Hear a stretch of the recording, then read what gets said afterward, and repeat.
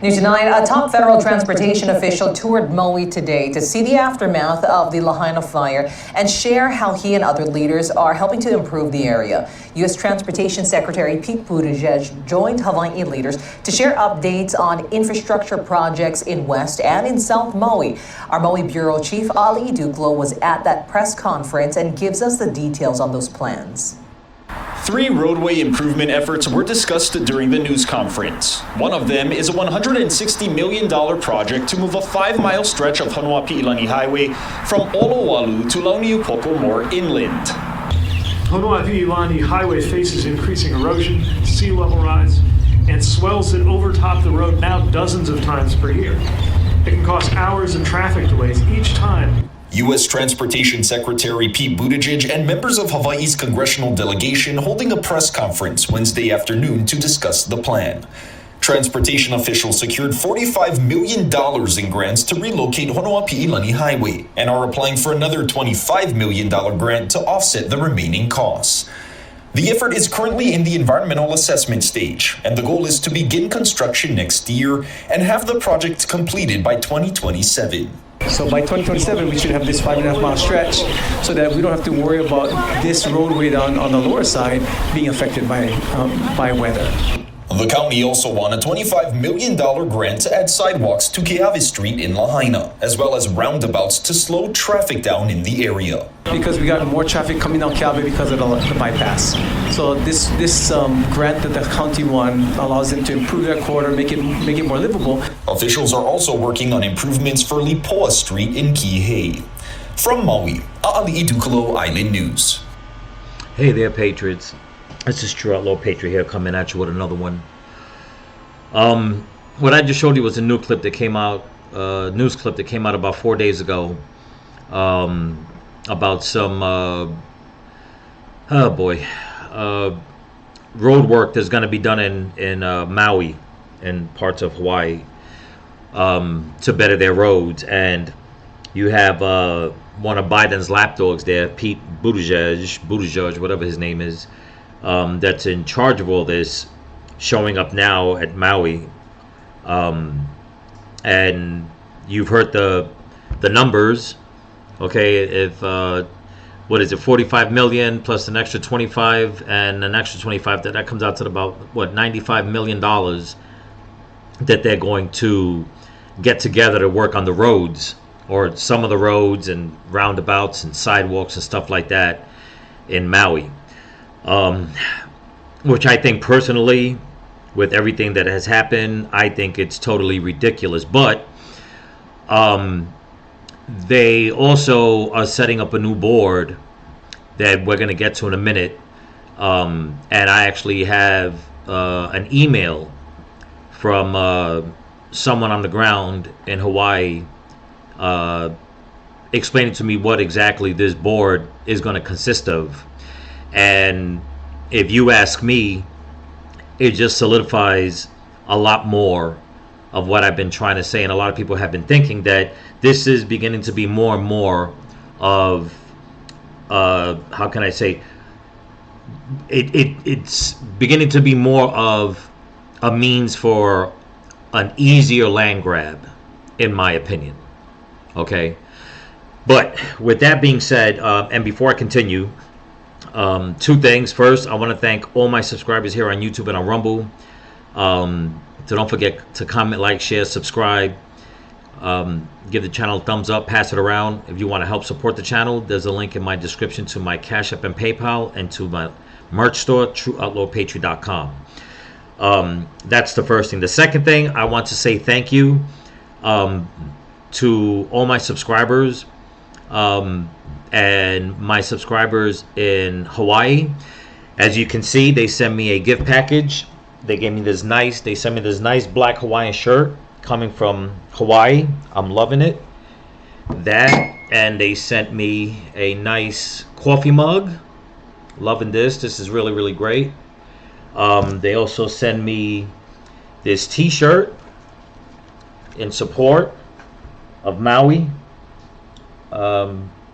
I think that's amazing. I love the color, love the texture. I'll be wearing that.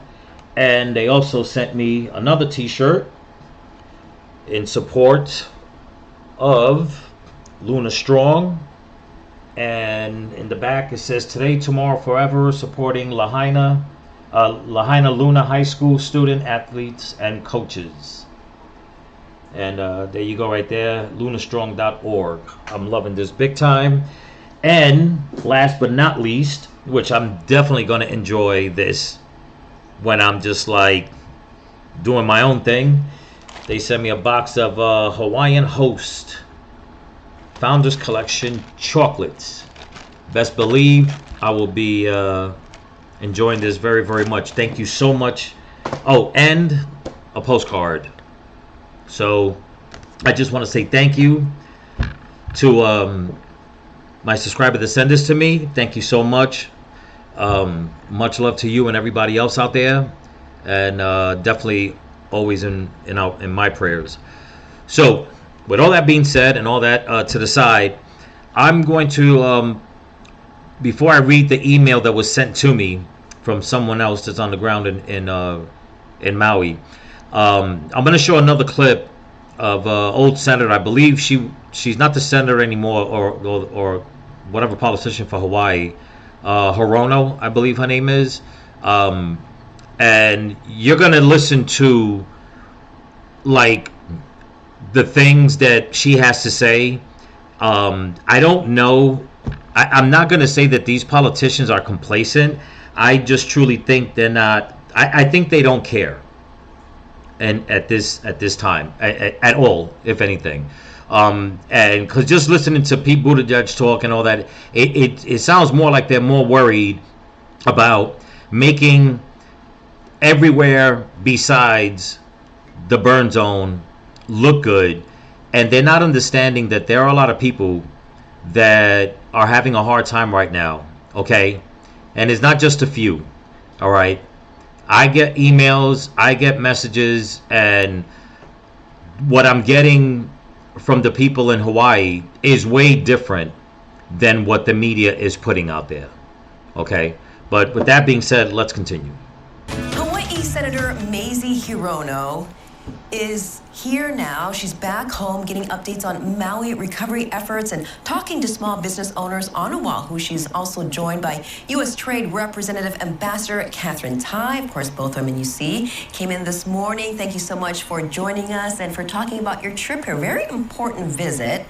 Let's start by what you did yesterday, because you toured Lahaina and you got updated on the recovery efforts. What can you tell us about the recovery efforts, and then looking in the near future, the next 6 months, the federal government support? Well, 6 months or so since the wildfire, the recovery effort is ongoing, and it was really great to have the U.S. Department of Transportation Secretary Buttigieg come and see for himself the kind of support that we will continue to need from the federal government. So since the wildfire is over, 1,000 federal employees have been on the ground on Maui. They will continue to be there, FEMA, small business, etc. And one of the really important aspects of this recovery in Hawaii is the cultural sensitivities that are being observed. And there are dozens of cultural advisors and monitors who are part and parcel of the recovery effort, which will take time and resources.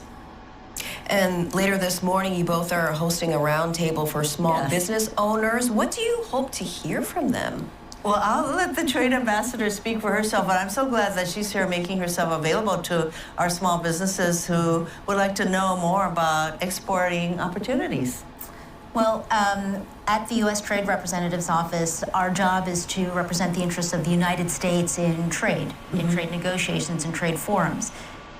What we like to do is to say... Okay, I'm going to cut it right here for a second. I understand that when it comes to certain situations that money talks, okay? Now, I don't know if I'm speaking out of line, but I know just for me, in all honesty, if I was out there and I was, one of these victims that lost so much, I don't think that I'd be too happy with the government sending in anybody to start talking to all the small businesses. Now, some people may think that's callous of me thinking like that, but this is the way I see it, okay? What good is setting up deals with the small businesses if a large portion of the community has nowhere to live. Okay, you know, Pete Buttigieg is going out there talking about how they're going to spend all this money on fixing up roads and stuff like that, and now they want to come in and set this up, but yet the people, a lot of the victims, which I'll show you in my next clip, they're getting eviction notices. Okay, and you would think that the roads, in my opinion, the roads cannot be that bad that they're going to take first priority to start working on. Okay, you know, if they said that what they were going to do was build roads to have more exit access out of where that fire zone was, just in case, then I could say, okay, you know what, they're trying to make more space and they're going to, you know, start working it from there. But that's not the case. Okay, and if I'm wrong, somebody please, you know, leave a comment, okay, and let me know.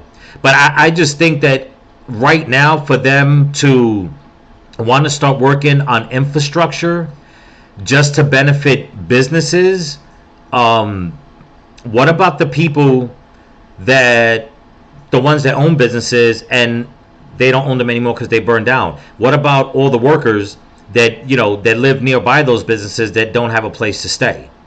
I just think that the way they're doing things in Maui are ass backwards, in my opinion. You would think you'd want to start and you want to speed up the rebuilding, okay, for the permanent homes for the people that lost so much. And it just seems like, you know what, they're going to talk about it, but we have bigger fish to fry, meaning we got to, you know, start, you know, thinking about how we can help these businesses set up, you know, where they can do, you know, business off island and you know, in the trade sector. So this to me is just mind-boggling. They just seem so complacent. Okay, very complacent. But let's continue. That we're bringing the U.S. back to USTR, which is the name of our agency.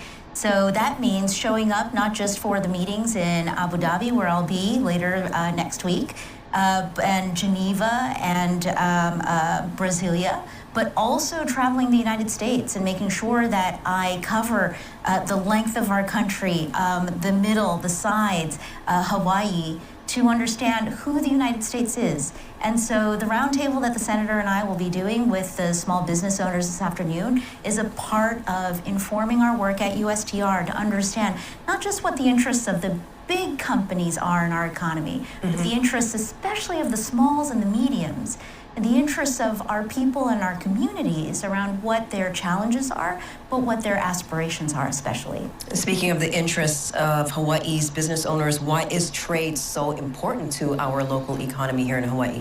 I think that just as you fly into Honolulu and into Maui, which we did yesterday, and you look down out of the windows of the airplane, you understand the geography, what makes Hawaii so special as a state.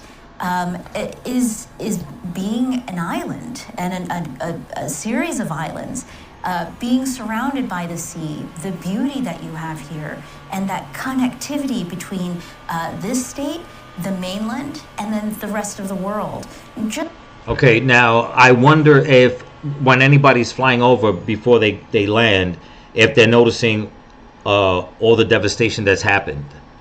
Okay. You know, it was bad enough when the governor gave the green light to open Maui back up for business, and yet people are still struggling. I'm not understanding how these people can look at this as a time for business opportunity when people are still grieving over the loss of loved ones and of their homes and properties, and not being able to go in there because now they want to open up some new board that consists of 9 members that will be basically making all the decisions for whatever construction is going to be happening in the burn zone. And there's talk that they say they can implement eminent domain while making these decisions. But let's continue.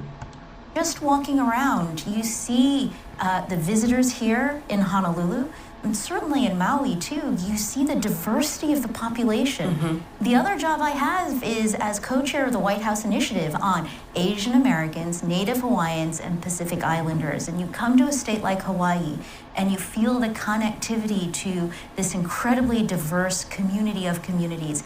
It's an incredibly important and exciting part of our American fabric. And really, Hawaii is magic to a lot of people. It is magic. And so if we can export our products overseas, that is all the better, especially for our businesses who are very, as Catherine mentioned, very diverse, but very committed to what they're doing. I do want to mention one more really critical thing yesterday. There is the temporary King Kamehameha III elementary school that has been completed in only 95 days by the Army Corps, working with local contractors, many of whom had children who were going to the old school, which completely burned down during the wildfires. And so there was a lot of heart put into meeting this 95-day deadline so that the kids, their kids, can go back to the school. And I know that she visited the school yesterday, but it's this heart and soul that is being poured out for Maui recovery that is really important to know. Okay, so the Army Corps of Engineers got together, got their money, they built the school. I get it. That's all fine and good. Not a problem. Here's my thing, though. Okay? And not trying to take away from the kids, because anybody that knows my content knows me. They know that when it comes to children, it's always hands off. You don't harm them. But, you know, an annex or something like that could have been put up for the kids to get the schooling that they need, where the Army Corps of Engineers could have been taking all that time and effort to help clean up the burn zone and start rebuilding. You know, it's like they're going. I don't understand who is in charge of all this planning. I just don't understand this.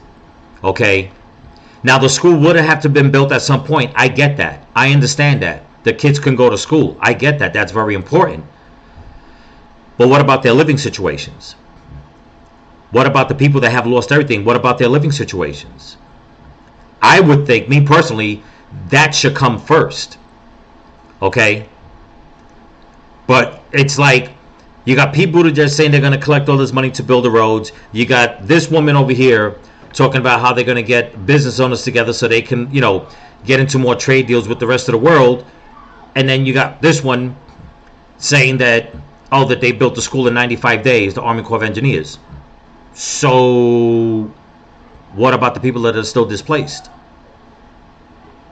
But I'll show you the next video clip so like that you understand what I'm talking about, because it just seems like nobody is understanding how much the people are suffering.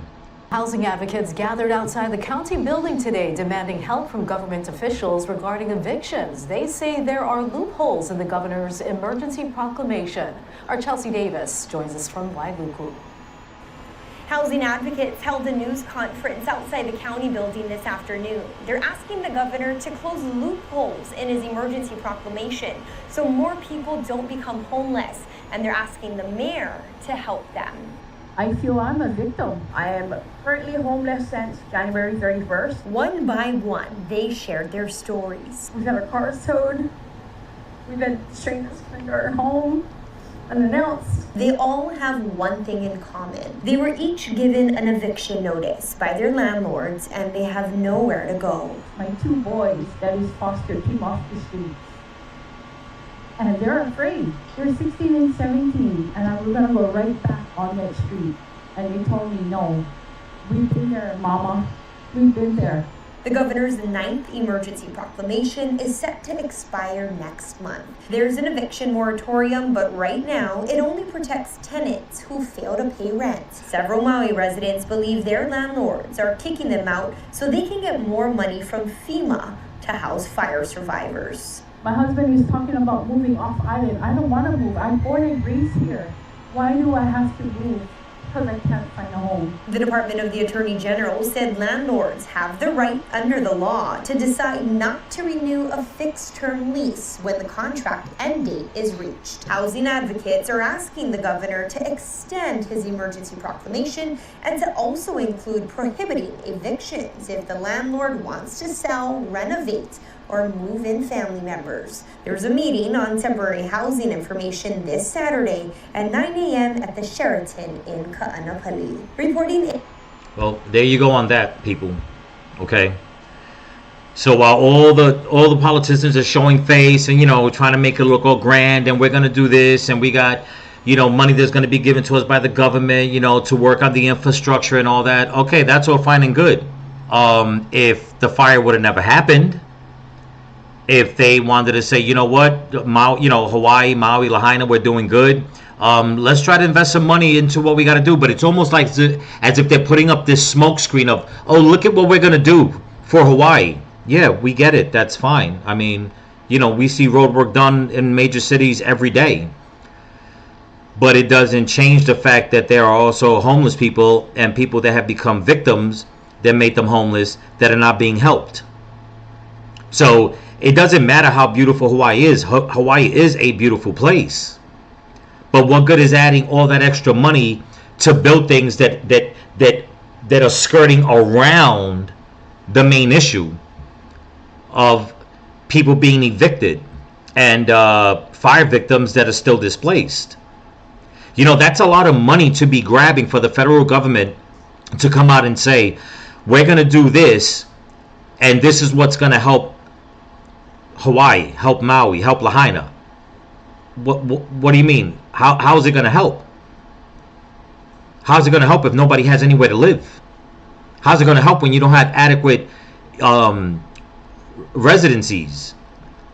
They should be building housing. Okay? Not public housing. They should be clearing up that fire zone.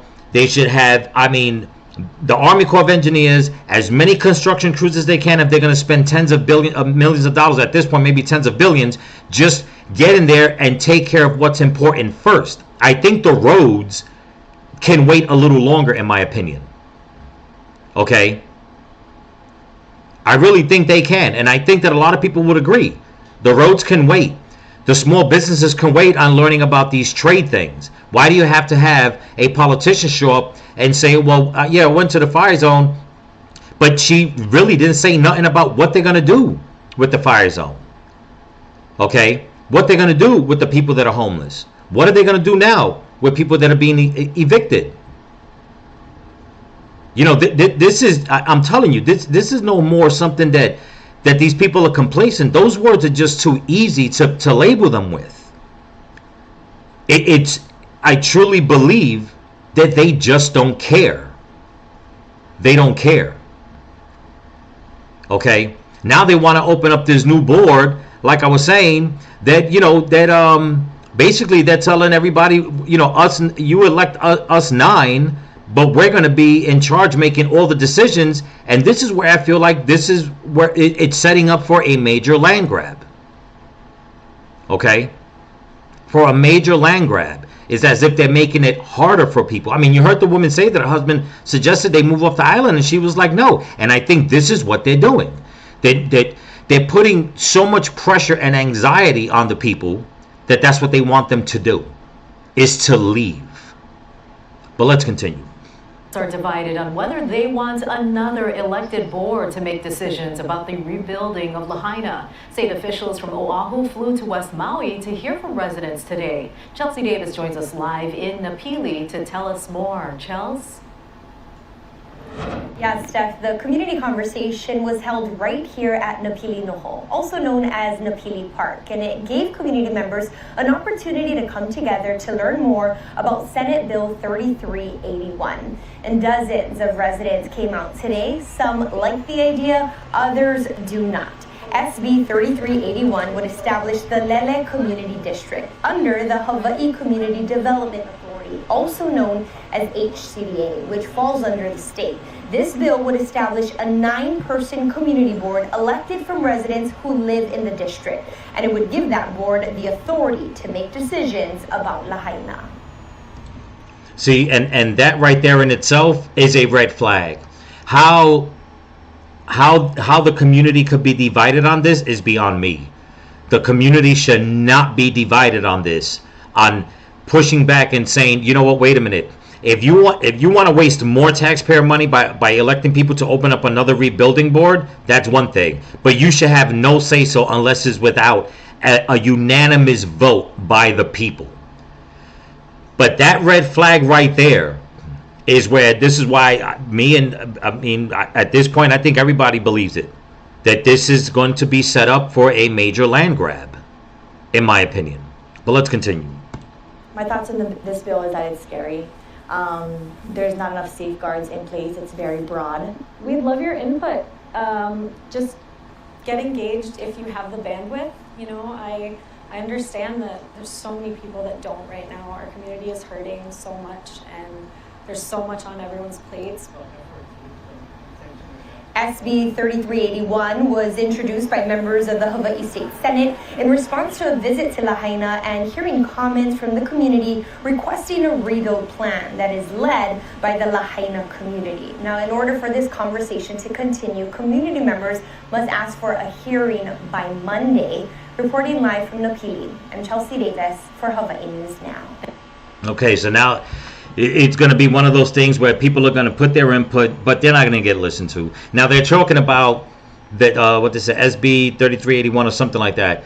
I'm going to read the email that was sent to me by someone on the ground in Hawaii about this, and people are not understanding. The news is going to put out what they want, but I've noticed another thing.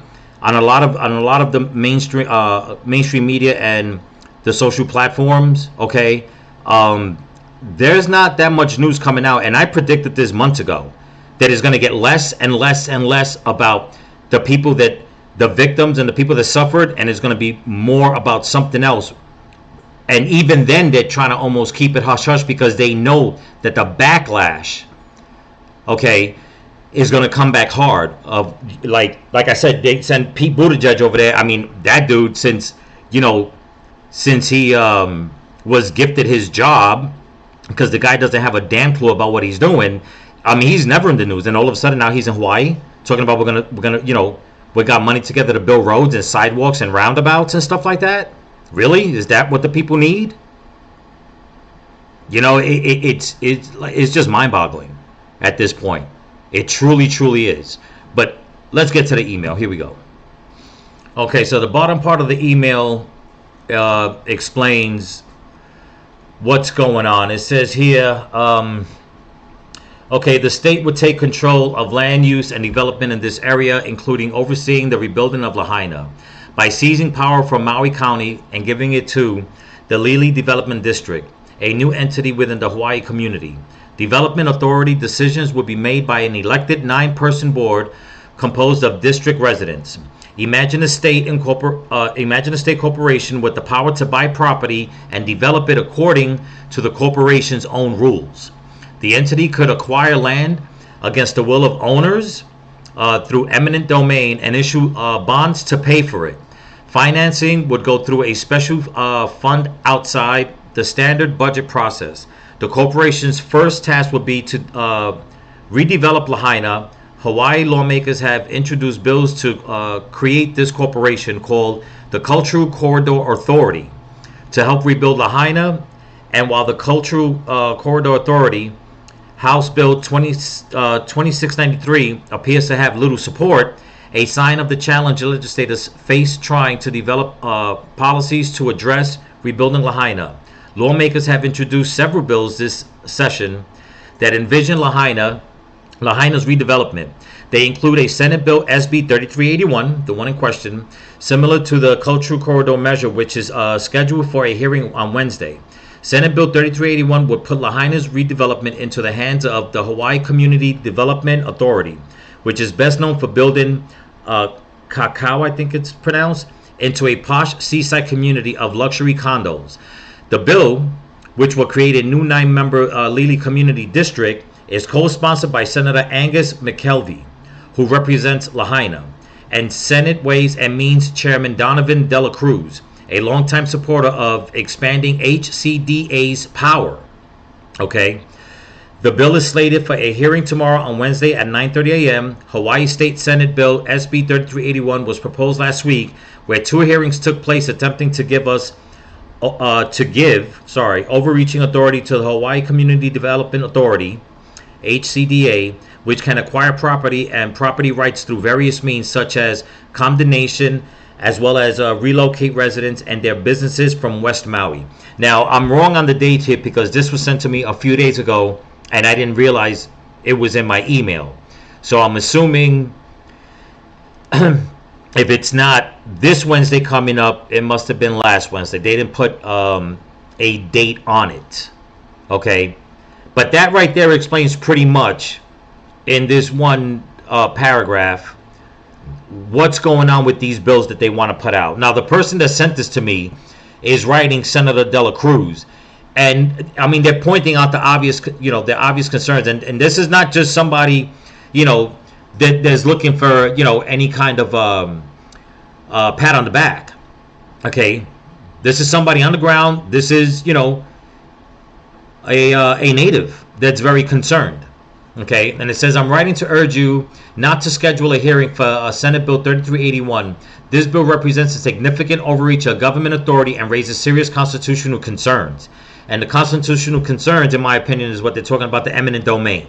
Okay, upon reviewing the contents of SB 3381, it is evident that several provisions directly contradict fundamental principles of governance and individual rights.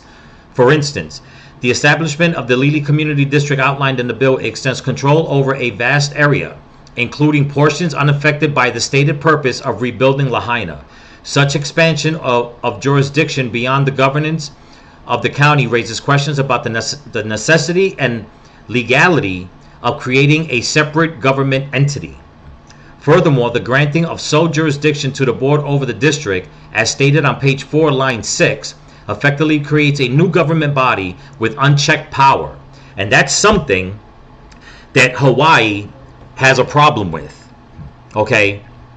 And I've said it, and a lot of people have written to me, and a lot of people agree. Hawaii it's almost as if they're being run by a damn mob family. Okay? And they're trying to pull the veil over everybody's eyes. And this is why a lot of the media has been so hush-hush about it. Because it all just smells nefarious. It really, really does. Like, did they really have to spend money to open up another governing body, okay, to have the people elect them? But once they're given that power, the people can't say anything. Why don't you just listen to the community, the ones that are suffering? Why do you need more people? That you have your governor, you have your mayor, you have who you have in charge. Whatever complaints, concerns, grievances should go straight to them. Why separate that? While you're too busy trying to make Hawaii look beautiful, you're still forgetting about the ones that have suffered and lost so much. But let's continue. The lack of clarity regarding stakeholders and their involvement in decision-making processes, as well as the absence of homeowner representation in key decisions concerning housing and infrastructure development, further underscores the undemocratic nature of this proposed legislation. Additionally, the provisions allowing the acquisition of property through condemnation and the imposition of fees and penalties on land users without proper due process raise serious concerns about property rights and individual freedoms. Moreover, the apparent willingness of the board to comply with any terms and conditions required by the federal government, as stated on page 12, line 12, and page 13, line 12, raises alarms about potential loss of local autonomy and democratic accountability. In summary, SB 3381 represents a dangerous overreach of government power, undermining constitutional principles and individual liberties. I urge you to refrain from scheduling a hearing for this bill and to instead prioritize legislation that opposes the rights and freedoms of the people of Hawaii. Okay? Now, will this politician listen? I hope so.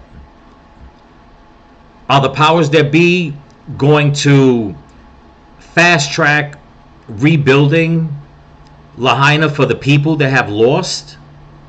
Or are they going to keep up with the smoke and mirrors, the smoke screen and send politicians there to just schmooze with people and look at what we're doing, look at me, here's the photo op, we're going to have some, business meetings with all the small and local businesses, and so we could start doing trade around the world. But like they were saying, what did she say? They gotta have meetings in Abu Dhabi and where else? And it's like, what the hell does any of that have to do with rebuilding the burn zone in Hawaii? And not only that, this is still in many people's eyes an ongoing investigation because people, adults and children, are still missing and unaccounted for. Okay, that's just one of the things. The other thing, all the stuff that they're dumping at that dump site has been totally, for lack of a better term, it has just been real shoddy at best. Okay, so there's a lot going on here, and I really don't think that right now is the time for Hawaii to be making the people vote for 9 individuals that will have the final say-so on how their properties and the whole area of the fire zone has to be developed and who's going to have control of it. Okay? For any politicians to go there saying and praising the government, well, they're going to give us money so we can work on the infrastructure. The infrastructure is doing fine, and nobody's complaining about the infrastructure. I have yet to hear one person say that the reason why they could not get out of Maui, out of Lahaina, out of Front Street was because the roads were bad. No, it wasn't that. Okay? I tell you, I mean, this just blows my mind the way these elected officials are treating this whole situation. And it's sickening. It's sickening. I said it a long time ago, and I'll keep saying it. This is not over by a long shot, and the people, all these victims, they have a hill to climb like there's no tomorrow. Okay? Because it just seems like people are yesing them, nodding their heads, yes, but deep down in their mind, they're like, oh, we don't care, too bad, we have other plans. Step to the side, deal with that, don't worry about it. We're going to do what we think is best. Okay? Meanwhile, the mayor's under investigation, the police chief's under investigation, the governor, I mean, they're all suspect.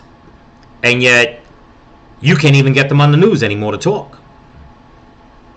Okay? Why? Why aren't they being dragged into court, being investigated? And now they're just going to add more people to the mix. And which will pull away from the victims already. Because you already heard that the community split on it, so you're going to have the infighting within the community, and then what's going to happen after that? It just makes no damn sense. It makes no sense. But if I had to guess, this is all by design. It's all by design. But anyway, that's what I got for you. Don't forget to comment, like, share, subscribe. Give it a thumbs up. Pass the channel around. If anybody out there, if you guys can find a reputable way to help the people in Lahaina, or the people that that are suffering, help them. Do whatever you can. Don't send me no money, nothing like that.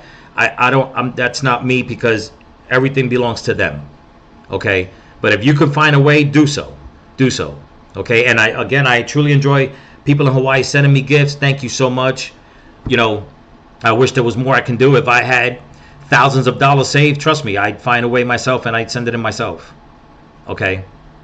But I mean, there's a lot of people out there, in on the web. If you could find it, in your good graces to help them, because they need it.